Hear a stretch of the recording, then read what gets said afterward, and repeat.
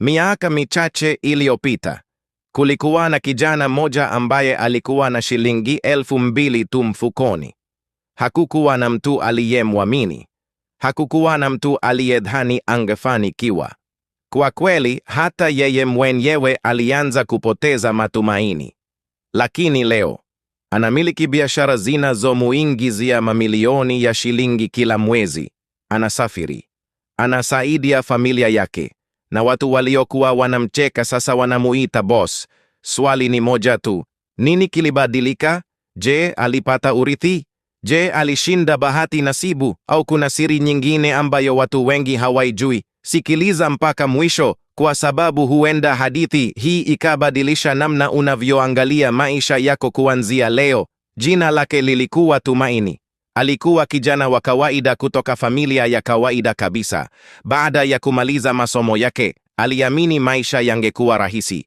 Aliamini angepata kazi. Aliamini angeanza maisha mapya. Aliamini ndoto zake zingetimia haraka. Lakini maisha yalikuwa na mpango tofauti. Wiki zikapita, miezi ikapita, mwaka mmoja ukapita. Hakukuwa na kazi. Hakukuwa na biashara. Hakukuwa na chanzo cha mapato. Kila alipopeleka maombi ya kazi, alikataliwa. Kila alipojaribu biashara ndogo, ilikufa. Kila alipojaribu kuomba msaada, watu walimwambia avumilie, lakini uvumilivu nao una mipaka. Siku moja alikaa peke yake chumbani, alihesabu pesa zote alizokuwa nazo. Shilingi 2,000. Hizo ndizo zilikuwa pesa zake zote duniani, hakuna zaidi. Hakuna akiba, hakuna msaada, hakuna mpango. Alikaa kimya kwa muda mrefu, akiangalia dari, akiwaza maisha yake, akiwaza marafiki zake waliokuwa wamefanikiwa, akiwaza wazazi wake waliokuwa wanamtegemea, akiwaza ndoto zake zilizokuwa zinaonekana kufa polepole. Kwa mara ya kwanza maishani mwake alitaka kukata tamaa. Usiku huo hakulala, alikuwa akitazama simu yake. Simu hiyo ndiyo ilikuwa kitu cha thamani pekee alichobakiwa nacho. Ndani yake kulikuwa na picha zake, kumbukumbu zake, marafiki zake, na kila kitu alichokipenda. Alishika mkononi kwa muda mrefu. Kisha akajiuliza swali moja. Je, nitaendelea kuilinda simu hii huku maisha yangu yakiharibika? Au nitaitumia kama daraja la kunipeleka sehemu nyingine? Asubuhi ilipofika, alifanya kitu ambacho hakuna aliyekitarajia. Aliuza simu yake. Ndiyo, aliuza simu yake ya mwisho. Marafiki waliposikia habari hiyo walicheka. Mwenzetu sasa amechanganyikiwa. Watu wanatafuta simu bora zaidi, yeye anauza hata alionayo. Huyu amekwisha. Lakini Tumaini hakujibu. Alitabasamu tu. Kwa sababu ndani ya moyo wake kulikuwa na kitu ambacho wao hawakukiona. Baada ya kuuza simu yake, hakukimbilia kununua nguo. Hakukwenda starehe. Hakukwenda kufurahia pesa. Badala yake alikaa chini na kuandika kwenye karatasi. Aliandika makosa yote aliyokuwa amefanya kwa miaka iliyopita. Na hapo ndipo aligundua kitu cha kushangaza. Tatizo lake halikuwa ukosefu wa pesa. Tatizo lake halikuwa ukosefu wa bahati. Tatizo lake halikuwa hata ukosefu wa elimu. Tatizo lake lilikuwa mawazo yake. Kwa miaka mingi alikuwa anatafuta njia za kupata pesa haraka. Alikuwa anatafuta shortcut. Alikuwa anatafuta muujiza. Lakini watu waliofanikiwa hawakuwa wanatafuta shortcut. Walikuwa wanajenga uwezo. Walikuwa wanajifunza. Walikuwa wanatatua matatizo. Na hapo ndipo maisha yake yakaanza kubadilika. Siku iliyofuata alitumia sehemu kubwa ya pesa alizopata kununua vitabu. Ndiyo, vitabu. Watu walimwona na kucheka tena. Wakati sisi tunatafuta hela, huyu ananunua vitabu. Lakini Tumaini alikuwa ameanza kuona kitu tofauti. Kila ukurasa aliyokuwa anasoma ulimfungulia mlango mpya wa mawazo. Kila somo alilojifunza lilimfanya aone fursa ambazo hapo awali hakuziona. Polepole alianza kubadilika. Lakini bado hakukuwa na mafanikio. Bado alikuwa maskini. Bado watu walimcheka. Bado maisha yalikuwa magumu. Lakini ndani yake kulikuwa na jambo moja jipya. Tumaini. Na mara nyingi, tumaini ndilo jambo pekee unalohitaji kabla ya mafanikio kuanza kuonekana. Miezi mitatu baadaye, akiwa bado hana kazi, akiwa bado hana biashara kubwa, akiwa bado anapambana, Alikutana na mzee mmoja ambaye alimwambia sentensi moja tu. Sentensi hiyo ndio ilibadilisha maisha yake milele. Na baada ya kuisikia, hakubaki kuwa yule Tumaini wa zamani tena. Tumaini hakujua kwamba siku hiyo ndio ingekuwa mwanzo wa sura mpya ya maisha yake. Alikuwa amekaa chini ya mti moja karibu na kituo cha mabasi, akiwa anafikiria maisha yake, akiwa anafikiria deni alilokuwa nalo, akiwa anafikiria jinsi ambavyo kila mtu alikuwa anamuona kama mtu aliyeshindwa. Ndipo mzee mmoja aliyekuwa amevaa nguo za kawaida kabisa akakaa pembeni yake. Mzee huyo hakuwa na gari la kifahari, hakuwa na walinzi, hakukuwa na kitu kilichoonyesha kwamba alikuwa mtu muhimu. Lakini maneno aliyokuja kuyasema yalikuwa na thamani kubwa kuliko fedha. Baada ya ukimya mafupi, mzee huyo akamuuliza, "Kijana, kwa nini unaonekana umebeba dunia yote mabegani mwako?" Tumaini akatabasamu kwa uchungu. "Maisha yamenishinda mzee. Natafuta mafanikio lakini siyaoni. Nafanya kila niwezalo lakini mambo hayaendi." Mzee akamwangalia kwa makini. Kisha akamuuliza swali moja, swali ambalo halikuwahi kuulizwa na mtu yeyote. "Kijana, ni watu wangapi wamelala leo kwa sababu ya tatizo ambalo unaweza kulitatua?" Tumaini akabaki kimya. Hakuelewa. Mzee akaendelea, "Watu wengi wanatafuta pesa, lakini matajiri wanatafuta matatizo ya kutatua. Kadiri unavyotatua matatizo ya watu wengi, ndivyo maisha yako yanavyobadilika." Maneno hayo yalimgonga kama radi. Kwa mara ya kwanza, hakufikiria kuhusu pesa. Alianza kufikiria kuhusu thamani. Usiku huo Tumaini hakulala. Aliandika kila tatizo aliloliona mtaani kwao. Aliandika, wafanyabiashara wengi hawajui kutangaza bidhaa zao. Wanafunzi wengi hawajui kutumia teknolojia vizuri.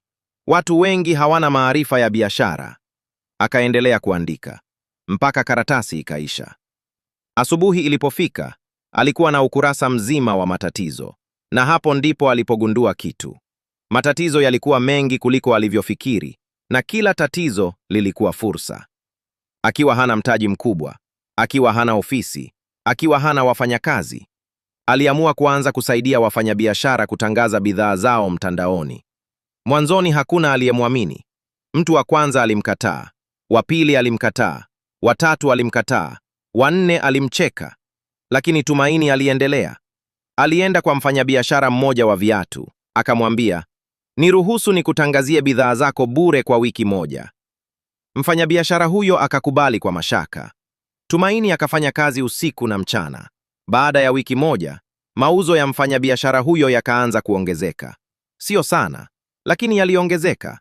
Mfanyabiashara huyo akashangaa, akamuita Tumaini, akamkabidhi pesa zake za kwanza. Hazikuwa nyingi, lakini zilikuwa pesa alizopata kwa kutumia akili yake. Na siku hiyo hakusahau, kwa sababu ilikuwa mara ya kwanza kuona ushahidi kwamba mabadiliko yanawezekana. Miezi michache baadaye, biashara ilianza kukua. Wateja waliongezeka, mambo yalionekana kwenda vizuri, lakini ghafla kila kitu kikaanza kuharibika. Mteja mkubwa akaondoka, mwingine akashindwa kulipa, mwingine akafuta mkataba, mapato yakaporomoka, ndoto zake zikaanza kuyumba. Usiku mmoja alikaa peke yake tena, akiwa amechoka, akiwa amekata tamaa, akiwa anajiuliza kama wale waliomcheka walikuwa sahihi. Labda kweli alikuwa anapoteza muda, labda kweli mafanikio hayakuwa yake, labda kweli alizaliwa kwa ajili ya maisha ya kawaida. Lakini alipokuwa karibu kuacha, akakumbuka sentensi ya mzee, mafanikio hayaji kwa yule ambaye haanguki, yanakuja kwa yule anayekataa kubaki chini. Kesho yake aliamka mapema, akaamua kuanza upya, akaamua kujifunza zaidi, akaamua kuboresha huduma zake, akaamua kuwa bora kuliko jana. Wiki zikapita, miezi ikapita, mwaka mmoja ukapita. Polepole mambo yakaanza kubadilika. Wateja waliongezeka, mapato yaliongezeka, heshima iliongezeka, na watu wale wale waliomcheka wakaanza kumuuliza siri yake. Lakini bado kulikuwa na jambo moja ambalo hawakulijua. Kulikuwa na sadaka kubwa sana ambayo Tumaini aliitoa kimya kimya. Sadaka ambayo ndiyo ilifungua mlango mkubwa zaidi wa mafanikio yake. na sadaka hiyo ilikuja kumletea nafasi ambayo ilibadilisha maisha yake milele. Tumaini hakujua kwamba kipindi kigumu alichokuwa anapitia kilikuwa kinamwandaa kwa jambo kubwa zaidi. Kadiri siku zilivyopita, biashara yake ilianza kukua taratibu. Haikuwa kampuni kubwa, haikuwa maarufu, lakini ilikuwa inakuwa. Na hicho ndicho kitu muhimu.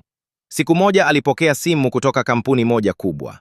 Mwanzoni alidhani ni utani, kwa sababu kampuni hiyo ilikuwa miongoni mwa biashara kubwa zaidi katika eneo lao. Meneja wa kampuni hiyo alimwambia, "Tumesikia kazi zako. Tunataka tukupe nafasi." Tumaini alikaa kimya kwa sekunde kadhaa. Moyo wake ulikuwa unapiga kwa kasi. Alihisi kama anaota. Kwa miaka mingi alikuwa akiomba nafasi. Sasa nafasi ilikuwa inamtafuta yeye. Lakini hakujua kwamba mtihani mkubwa ulikuwa mbele yake. Nafasi iliyobadilisha maisha yake. Kampuni hiyo ilimpa mradi mkubwa zaidi ambao hajawahi kuupata. Kama angefanikiwa, maisha yake yangekuwa tofauti. Kama angefeli, angepoteza kila kitu. Watu wengi walimwambia asikubali. Walimwambia, "Mradi huu ni mkubwa mno kwako. Utashindwa. Unaweza kuharibu jina lako." Lakini Tumaini alikumbuka jambo moja. Mafanikio hayapatikani kwa kuogopa. Yanapatikana kwa kuthubutu. Akaamua kujaribu. Kwa wiki kadhaa, alifanya kazi mchana na usiku. Alisahau starehe. Alisahau mapumziko. Alisahau visingizio. Alikumbuka ndoto yake tu. Na siku ya mwisho ilipofika, aliwasilisha kazi yake. Baada ya kuwasilisha kazi, hakupata jibu siku hiyo, wala wiki hiyo, wala mwezi huo. Subira ilianza kumuumiza. Akaanza kujiuliza, je, nimefeli? Je, nimepoteza muda wangu? Je, safari yangu inaishia hapa? Lakini aliendelea kusubiri. Mpaka siku moja, akiwa amekaa nyumbani, akapokea simu. Simu ambayo hakuweza kuisahau maisha yake yote. Meneja wa kampuni akasema, "Hongera Tumaini. Kazi yako ndiyo iliyokuwa bora kuliko zote. Tunataka kufanya kazi na wewe kwa muda mrefu." Kwa sekunde chache, Tumaini hakusema chochote. Machozi yakaanza kumtoka. Sio kwa sababu alikuwa dhaifu, bali kwa sababu alikumbuka kila alichopitia. Alikumbuka siku aliyokosa chakula. Alikumbuka siku alizouzwa ndoto zake kwa kejeli. Alikumbuka marafiki waliomcheka. Alikumbuka usiku aliotaka kukata tamaa. Na zaidi ya yote, alikumbuka siku aliyouza simu yake. Baada ya muda mfupi, biashara yake ilikuwa haraka. Mapato yaliongezeka, wateja waliongezeka, fursa ziliongezeka. Watu waliokuwa wanamkwepa wakaanza kumtafuta. Waliokuwa wanamcheka wakaanza kumpongeza. Waliokuwa wanamdharau wakaanza kumuomba ushauri. Lakini jambo la kushangaza ni kwamba Tumaini hakuwachukia, hakuwalipiza kisasi, hakuwadharau. Aliwasaidia, kwa sababu alijua maumivu ya kuanza kutoka sifuri. Miaka kadhaa baadaye, Tumaini alikuwa amefanikiwa, lakini siku moja aliulizwa swali, "Siri yako ni nini?" Watu walitarajia aseme pesa au bahati au connection, lakini alitabasamu. Kisha akasema, "Siku maisha yangu yalibadilika sio siku nilipopata pesa. Maisha yangu yalibadilika siku nilipoacha kutafuta njia rahisi. Nilipoanza kujifunza, nilipoanza kuvumilia, nilipoanza kutatua matatizo ya watu, na nilipoacha kukata tamaa." Labda leo unaangalia video hii ukiwa kwenye hali ngumu. Labda mambo hayaendi kama ulivyopanga. Labda umeshajaribu mara nyingi na umeshindwa. Labda kuna watu wanakucheka. Labda kuna watu wanasema huwezi. Lakini kumbuka jambo moja. Watu wengi wanaofanikiwa hawakuwa na mwanzo mzuri, walikuwa na uamuzi mzuri. Usiruhusu hali yako ya leo ikuambie hatima yako ya kesho. Usiruhusu kushindwa kwa leo kukuzuie kushinda kesho. Na usiruhusu maneno ya watu yawe sauti kubwa kuliko ndoto zako, kwa sababu wakati mwingine mafanikio yako yanaweza kuwa hatua moja tu mbele ya mahali unapotaka kukata tamaa. Call to action ya mwisho. Kama umefika mpaka hapa, andika kwenye comment, "Sitakata tamaa."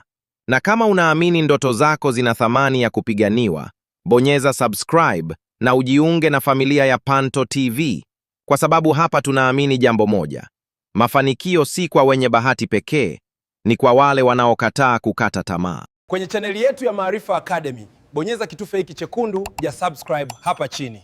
Naam, sasa umejisajili.